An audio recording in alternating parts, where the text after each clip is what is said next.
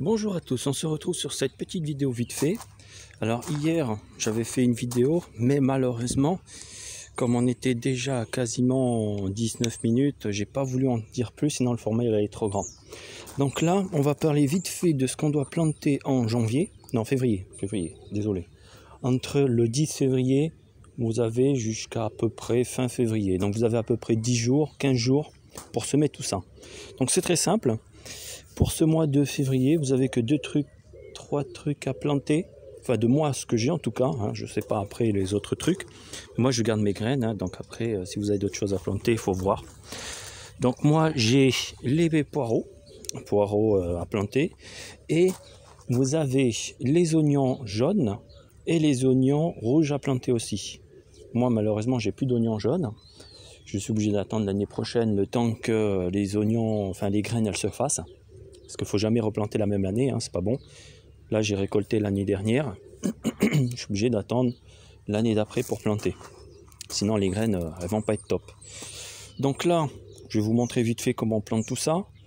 Alors surtout, n'oubliez pas, il vous faut de l'eau à au moins 25 degrés. Hein. Si l'eau elle est en dessous, c'est pas bon. Faut oublier que les plantes, elles sont un peu comme nous, elles n'aiment pas ce qui est froid.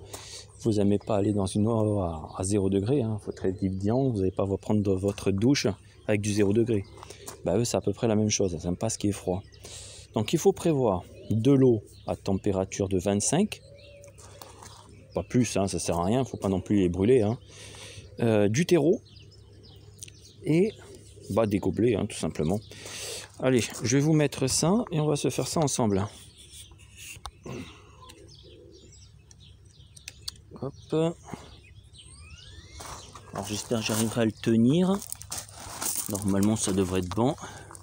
Alors. Toc. J'aurais peut-être dû vous mettre en pause, ça aurait été mieux. Ouais, je vais vous mettre en pause 2 secondes et je vous reprends. Hop, voilà. Alors, normalement tout est bon. Allez, on va passer sur la pratique. Donc, vous prenez vos gobelets. Donc les gobelets, de simples gobelets comme ceci, hein, besoin de vous casser la tête. Vous mettez, comme d'habitude, hein, en rabord comme ceci. De là, vous tassez bien. Donc, vous hésitez pas à bien tasser, hein, c'est important. Parce que sinon après les graines elles vont vadrouiller. Voilà. Il faut bien tasser, hein, donc n'hésitez pas à bien appuyer. Vous refaites ça plusieurs fois. Donc là, moi à la rigueur je prends un petit bac comme ça. Vous avez des genres de petits bacs comme ça, genre Castorama, Merlin, etc. Donc ça vous n'hésitez pas à en prendre quelques-uns. C'est relativement pas trop cher. Après avec la hausse des prix de nos jours, hein, voilà quoi. Pareil le terreau, hein, prévoyez du bon terreau. Pas du terreau que vous achetez dans des petites surfaces ou des trucs comme ça. Prévoyez plutôt du terreau si vous pouvez trouver un petit agriculteur qui en fait. Bien sûr du terreau bio, hein. Prenez pas du terreau non bio parce qu'on ne sait pas ce qu'ils mettent là-dedans. Toujours prévoir bio, hein. Sinon après c'est de la cochonnerie. Hop. Donc vous voyez, hein, je le fais plusieurs fois pour que vous voyez bien. Toujours à rabord et après on tasse bien fort. Donc ça c'est important de bien tasser. Sinon après votre graine elle va vadrouiller dans tous les sens et elle va pas sortir. Et je le refais encore une dernière fois pour que vous voyez bien. Parce que c'est important de le montrer plusieurs fois parce que des fois, hein, j'ai vu des fois des formations pas terribles parce que le problème c'est qu'ils vont vite, ils expliquent mais vous n'avez pas le temps de bien revoir ce qu'ils font. Donc du coup vous êtes obligé de retourner pas mal de fois en arrière. Et des fois si c'est des conférences,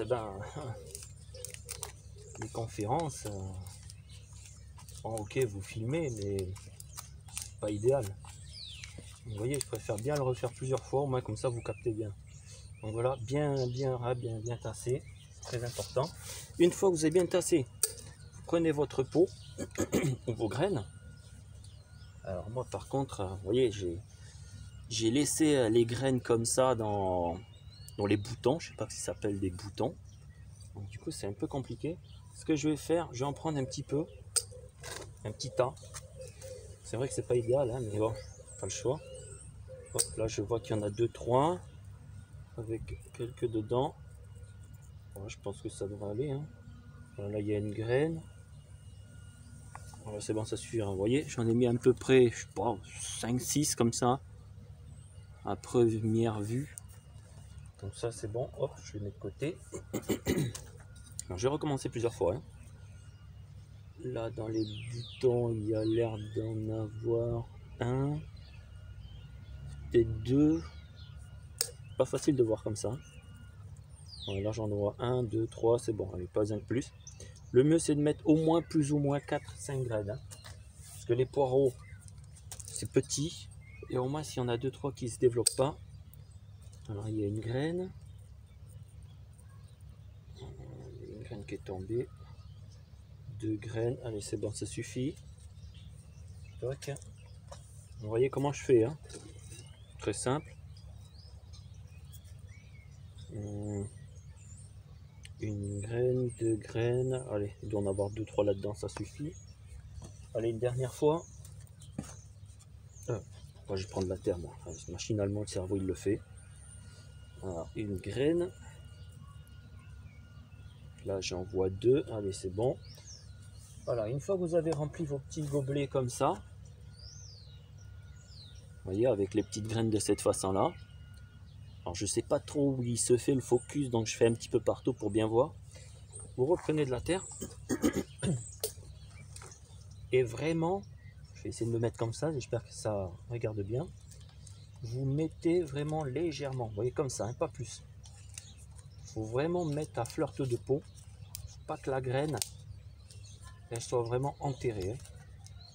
Et après, je retrace vraiment bien. J'essaie pas d'appuyer, hein, c'est très important. Toc. Je refais ça plusieurs fois. Donc vous voyez à peu près, hein, pour un gobelet de 7 cm sur 7 cm, je prends à peu près une poignée comme ça, pas plus. Je mets bien ça un peu partout. Je teins un peu comme ça vite fait. Et hop, je retasse bien. N'hésitez pas d'appuyer, hein. Vous n'avez pas cassé la graine. Hein. La graine, ça se casse pas comme ça, faut pas exagérer. C'est pas fragile. Donc, tasser bien, c'est important. Allez, je refais encore une fois. Donc, vous voyez, hop, petite poignée comme ça. Enfin, il y a peut-être un petit peu trop, donc c'est bon. Hop, je rejette le reste. Et hop, je rappuie. Voilà. Et encore un. Petite poignée comme ça. Je refais bien le tour. Vous voyez, hein, je tourne. Et en même temps, j'appuie pour bien passer partout. Et le dernier, petite poignée de main. Toc. Normalement, vous devrez pouvoir bien capter tout ce que je fais. Hein. J'essaye toujours de faire le plus mieux possible pour que vous puissiez bien voir et bien comprendre. Sinon, c'est pas l'intérêt de juste faire une petite vidéo et que vous ne compreniez pas du tout ce que je fais. Le but, c'est ce que vous faites vous-même. Hein. Pour qu'après, vous puissiez le refaire. Voilà, une fois que ça c'est fait, hop, les graines, elles sont bien tassées, bien recouvertes. À présent, ce que je vais faire, je vais prendre l'arrosoir. Je vais remplir d'eau. De l'eau, bien sûr, à 25 degrés. Hein. Pas en dessous, parce qu'après, les graines, ça ne va pas le faire. J'évite d'arroser dessus. Je remplis bien le bac, hein, de façon à ce que ça fasse comme un genre de bain marine. Donc, je remplis bien, je remplis. Et là, il va falloir que je remplisse jusqu'à que les petits gobelets, hop, vous voyez là, ils commencent à nager. J'arrête là, je remplis pas plus.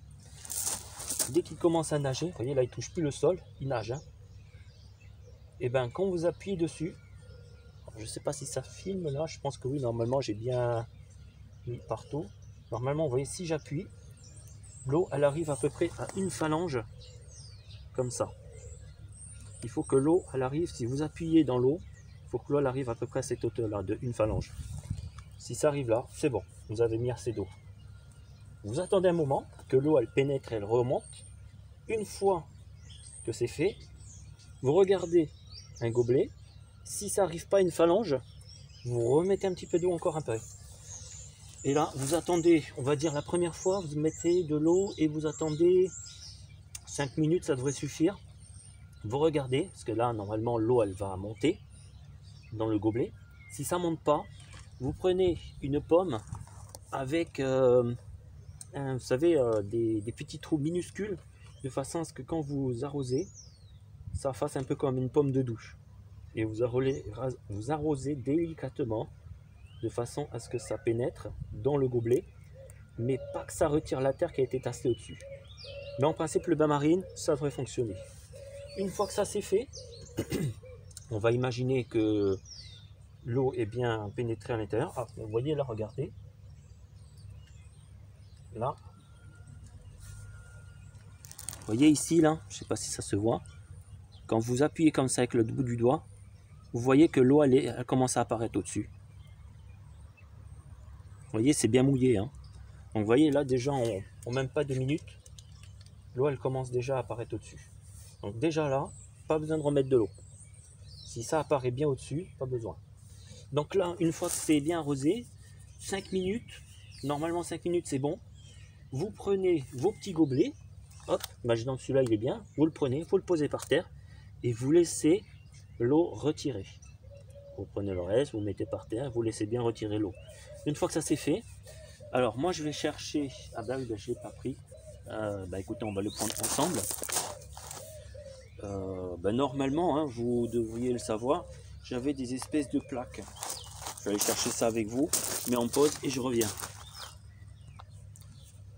Voilà, donc normalement là, vous la voyez bien, ouais c'est bon, c'est impeccable. Donc là, vous voyez ces petites plaques que j'ai fait l'année dernière, je crois, oui j'avais fait une vidéo, hein. J'avais fait une vidéo de comment faire ce type de plaque. C'est très simple, je pense que, alors, je ne saurais pas vous dire où c'est, hein. Mais normalement, cherchez un peu partout dans la playlist, la première, vous verrez certainement dans le titre comment faire les plaques de semis comme ça. Ça coûte pas cher. Je crois que dessus une plaque comme ça, vous pouvez mettre 40 pots. Ça doit vous revenir à 10 € la plaque, peut-être un petit peu moins. Voilà.